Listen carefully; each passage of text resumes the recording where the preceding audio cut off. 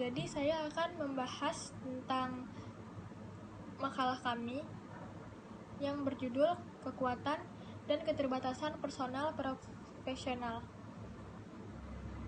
Yaitu dalam bab 2-nya kami menjelaskan yang pertama yaitu tentang pengertian profesi.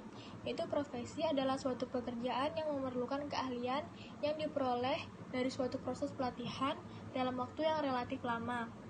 Profesi juga sering dimaknai sebagai suatu pekerjaan yang memerlukan pelatihan dan keahlian. Pada umumnya, setiap profesi memiliki organisasi, ada kode etik, ada sertifikasi bagi anggotanya, serta memiliki lisensi untuk bidang profesi tertentu. Orang yang berprofesi dalam bidang tertentu disebut sebagai profesional dalam bidang itu. Bidang pelayanan bimbingan dan konseling merupakan pelayanan bidang keahlian tenaga profesional bidang bimbingan dan konseling, disebut konselor. Dalam Undang-Undang Nomor 20 2003 tentang Sistem Pendidikan Nasional, secara umum, lapangan kinerja konselor atau guru BK adalah bidang pelayanan BK yang didasarkan pada landasan filosofi dan keilmuan pendidikan dengan gelar profesi konselor atau guru BK. Bidang kinerja keahlian khususnya disebut konseling, yang pengertiannya secara menyeluruh berada dalam pengertian bimbingan dan konseling. Untuk lebih memperjelas bidang keahlian konselor atau guru BK tersebut, dapat dikemukakan pengertian konseling yang menjadi tugas profesional konselor guru BK, yaitu konseling adalah bantuan profesional terhadap seorang atau sekelompok individu dalam pengembangan kehidupan efektif sehari-hari yang terganggu dengan fokus pribadi mandiri yang mampu mengendalikan diri melalui berbagai jenis layanan dan kegiatan yang terselenggara dalam proses pembelajaran. Yaitu dengan pengertian tersebut, kinerja konselor atau guru BK adalah pelayanan BK yang dilaksanakan di bidang pendidikan yang dikategorikan profesional. Jadi secara legal atau formal didefinisikan sebagai profesional adalah pekerjaan atau kegiatan yang dilakukan oleh seseorang dan menjadi sumber penghasilan kehidupan yang memerlukan keahlian, kemahiran, atau kecakapan yang mempengaruhi standar mutu atau norma tertentu, serta memerlukan pendidikan profesi. Itu tertulis dalam UU Nomor 14 Tahun 2005 tentang guru dan dosen. Sini saya akan menjelaskan mengenai gambaran umum kepribadian konselor. Jadi ada 9 kepribadian yang harus dimiliki oleh seorang konselor. Yang pertama yaitu empati. Empati merupakan kemampuan seseorang untuk merasakan apa yang dialami oleh orang lain. Jadi konselor yang memiliki empati yang tinggi akan menampakkan sifat bantuan yang nyata kepada konseling. Yang kedua yaitu respect ataupun rasa hormat. Respect secara langsung menunjukkan bahwa seorang konselor harus mampu menghargai martabat dan nilai yang dimiliki oleh seorang konseling sebagai manusia. Konselor harus menerima kenyataan bahwa setiap konseling mempunyai hak untuk memilih sendiri, mempunyai kebebasan, kemauan, dan mampu membuat keputusannya sendiri. Yaitu ada keaslian. Keaslian merupakan kemampuan konselor untuk menunjukkan diri secara bebas maupun menunjukkan pribadi aslinya, sehingga tidak ada pertentangan dengan apa yang ia katakan dan apa yang ia lakukan. Tingkah lakunya itu wajar, lugu, dan sederhana. Jadi di sini keaslian itu merupakan salah satu relasi yang menunjang si konseli ataupun membantu konseli untuk dapat mengembangkan dirinya secara konstruksif untuk menjadi diri yang lebih dewasa. Keempat itu konkret. Jadi seorang konselor harus mampu mengkonkretkan hal-hal yang samar ataupun hal-hal yang tidak jelas mengenai peristiwa ataupun kejadian yang diceritakan oleh seorang konseli. Jadi seorang konselor yang memiliki konkretness yang tinggi, ia akan mencari jawaban mengenai apa, di mana, kapan, dan bagaimana dengan sesuatu yang ia hadapi, dan mencegah si konseli untuk lari dari kenyataan ataupun masalah yang ia hadapi. Yang kelima itu ada konfrontasi. Dalam konseling, konfrontasi itu memiliki pengertian yang berbeda dan tidak ada kaitannya dengan menghukum. Jadi konfrontasi ini terjadi jika terdapat kesenjangan mengenai apa yang dikatakan oleh seorang konseli dengan apa yang ia alami, ataupun mengenai apa yang dikatakan oleh konseli sekarang itu berbeda dengan apa yang konseli katakan sebelumnya. Yang keenam yaitu membuka diri. Membuka diri yaitu penampilan perasaan, sikap, pendapat maupun pengalaman-pengalaman pribadi konselor terhadap si konseli. Jadi di sini si konselor mengungkapkan pengalaman-pengalaman pribadinya sesuai dengan permasalahan yang dihadapi oleh seorang konseli. Jadi makna dari membuka diri ini yaitu si konselor mengungkapkan bahwa tidak ada perbedaan di antara si konselor dengan si konseli. Mereka sama-sama manusia yang mengalami jatuh bangun dalam kehidupan. Ketujuh yaitu kesanggupan ataupun potensi. Potensi di sini dianggap sebagai karisma maupun kekuatan yang dinamis ataupun magnetis yang dimiliki oleh seorang konselor. Jadi, seorang konselor yang mempunyai potensinya tinggi, dia selalu menampakkan kekuatan pada dirinya sendiri sehingga mampu membuat si konseli merasa aman dan percaya kepada si konselor. Tetapi apabila konselornya itu memiliki potensi yang rendah, ia akan membuat si konseli itu merasa tidak aman dan membuat si konseli tidak percaya dengan apa yang dimiliki oleh seorang konselor. Yang kedelapan yaitu ada kesiapan.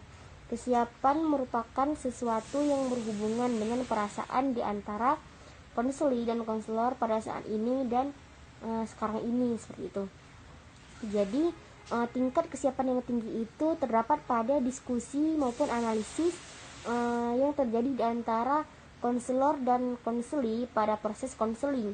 Jadi kesiapan ini merupakan variabel terpenting karena meliputi karena di sini itu konselor dapat menggarap permasalahan yang dialami oleh seorang konseli. Yang kesembilan yaitu ada aktualisasi diri.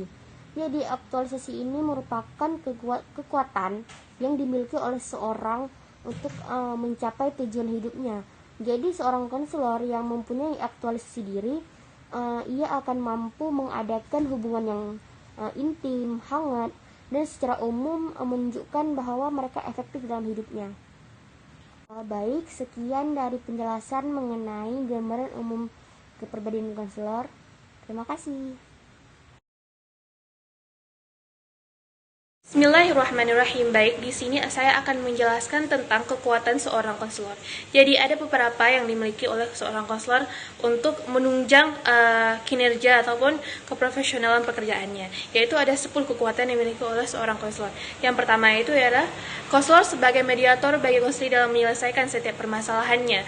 Konselor berusaha membantu konseli dalam mencapai tujuan-tujuan dan menyediakan diri untuk dapat membantu konseli dalam memecahkan masalahnya yang dihadapinya.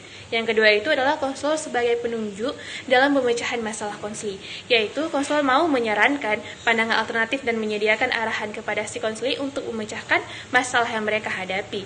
Yang ketiga itu adalah keberanian untuk tidak sempurna. Seorang konselor berani untuk tidak menjadi sempurna ataupun berani ketika melakukan layanan itu terjadi kesalahan dalam dirinya. Yang keempat adalah konselor sebagai pribadi yang menarik. Seorang konselor memiliki pribadi yang menarik, yang memiliki wawasan yang luas dan memiliki pengetahuan yang cukup luas, maka dengan sendirinya si konseli akan datang kepada konselor untuk melakukan layanan-layanan yang dianggapnya seorang konselor itu mampu memecahkan masalahnya. Yang kelima itu adalah seorang konselor harus menjaga rahasia si konseli dengan tidak membeberkan rahasia si konseli ataupun dengan tidak membeberkan masalah-masalah si konseli kepada dunia luar. Maka yang keenam itu adalah kemampuan mengungkapkan masalah berbagai konseli. Jadi seorang konselor itu harus berpikir objektif untuk bisa memecahkan masalah si konseli itu. Jadi seorang konselor itu dia harus bisa menjadi seseorang yang mampu memecahkan masalah konseli dalam setiap kehidupan dengan berpikir objektif tadi. Yang ketujuh itu adalah seorang konselor mampu melihat permasalahan dari berbagai aspek. Jadi, seorang konselor profesional mampu bertindak dari berbagai sudut pandang, memecahkan masalah konseli bisa melakukannya dari berbagai teori yang sudah ada, dari berbagai teknik, dan dari berbagai cara yang sudah diberikan oleh para pakar. Yang kesembilan itu adalah konselor pemahaman dan teori yang digunakannya. Seorang konselor harus paham terhadap teknik ataupun teori-teori yang digunakan dalam setiap pelayanan yang diberikan kepada si konseli tadi. Yang ke-10 dan yang terakhir itu adalah seorang konselor memiliki rasa kepedulian yang tinggi kepada si konseli, yang artinya konselor hendaknya peduli dengan apa yang terjadi pada si konseli, perubahan-perubahan yang terjadi, baik ekspresi ataupun gerak tanda, sehingga konselor tahu bahwa si konseli mengalami perasaan yang mungkin tidak bisa diungkapkannya dengan kata-kata. Sekian, terima kasih. Selanjutnya ada keterbatasan. Sebagai helper yang profesional, sudah tentu seorang konselor mempunyai keterbatasan. Keterbatasan yang dimiliki adalah yang pertama, keterbatasan dalam menyelesaikan masalah konseli. Sebagai seorang manusia, tentunya konselor juga memiliki keterbatasan dalam menyelesaikan masalah. Ini disebabkan karena masalah yang dihadapi oleh konseling terlalu berat untuk ditangani oleh seorang konselor. Yang kedua, ada keterbatasan dalam memahami individu lainnya. Sebagaimana dijelaskan di depan, konselor secara profesional dan personal memiliki keterbatasan memahami konseli. Hal ini disebabkan karena keragamannya karakteristik konseli. Selain itu, mungkin juga analisis pribadi konseling tidak sesuai teori yang digunakan oleh konselor dalam menganalisis masalah konseli. Kemudian yang ketiga ada demikian pula keterbatasan dalam membentengi diri dari permasalahan yang dihadapi oleh konseli. Sebagai seorang konselor, kadang-kadang ikut larut dalam masalah yang dihadapi konseli, seperti misalnya, dia merasakan kesedihan yang berlarut karena konseli menghadapi masalah yang cukup berat. Yang keempat ada egoisme konselor. Konselor berusaha memaksakan tujuan-tujuannya sendiri, mengikuti agendanya sendiri, karena wawasan yang terbatas, ia hanya mampu bekerja hanya dalam satu kerangka kerja. Mungkin tidak bersedia menyediakan arahan dan dukungan yang jelas diperlukan oleh konseli. Berusaha membantu konseli dalam mencapai tujuan-tujuan konseli menurut agenda konseli dan menyediakan media yang dapat membantu konseli dalam memecahkan masalah yang dihadapi. Yang kelima ada berpegang pada satu cara respon. Di dalam hal ini, konselor menyelesaikan masalah dengan cara sama atau antara konseli yang satu dengan konseli yang lain. Walaupun konselor sudah menyadari adanya perbedaan karakteristik antara individu satu dengan yang lainnya. Yang keenam ada hanya berfungsi pada satu kerangka budaya saja. Dalam proses konseli, biasanya konselor memasukkan budayanya sendiri untuk memecahkan masalah konseli yang memiliki kebudayaan yang berbeda dengan konselor. Padahal hal ini tidak boleh terjadi. Yang ketujuh atau yang terakhir ada ini bukan yang terakhir. Kemudian yang ketujuh ada mendiskusikan atau membicarakan kehidupan konseli dengan orang lain tanpa izin. Ada konselor yang mengekspos masalah konseli kepada pihak yang lain yang tidak bersangkut paut dengan konselor tanpa izin dari konseli. Sesuai dengan asas kerahasiaan ini adalah tidak benar, tidak dibenarkan dalam proses konseli untuk kita membeberkan rahasia dari konseli kepada orang lain. Kemudian yang ke-8 ada konselor yang individual. Artinya konselor bertindak tanpa mengenali keterbatasan sendiri dan bekerja tanpa subversi. Tidak mau bertukar pikiran dalam kegiatan profesional dengan orang lain. Yang ke-9 ada konselor yang kurang efektif dan efisien, memusatkan perhatian yang sungguh-sungguh pada hal-hal kecil yang tidak relevan bagi masalah konseli, sehingga waktu yang digunakan menjadi tidak efisien dan efektif. Suatu saat dapat mengabaikan perasaan dan pemikiran konseli. Yang ke-10 ada kekurangan perhatian konselor. Memperlakukan para konseli secara tidak tulus, tanpa perhatian penuh, tanpa perasaan, dan mungkin dengan cara-cara yang merugikan atau membahayakan konseli. Yang ke-11 kemudian ada tidak berpikir alternatif, secara membabi buta atau taklid, memakai satu jenis atau satu bidang teori tunggal dengan tidak memberikan pemikiran alternatif atau tidak mampu sama sekali memaknakan secara sadar berbagai ancaman yang sistematis.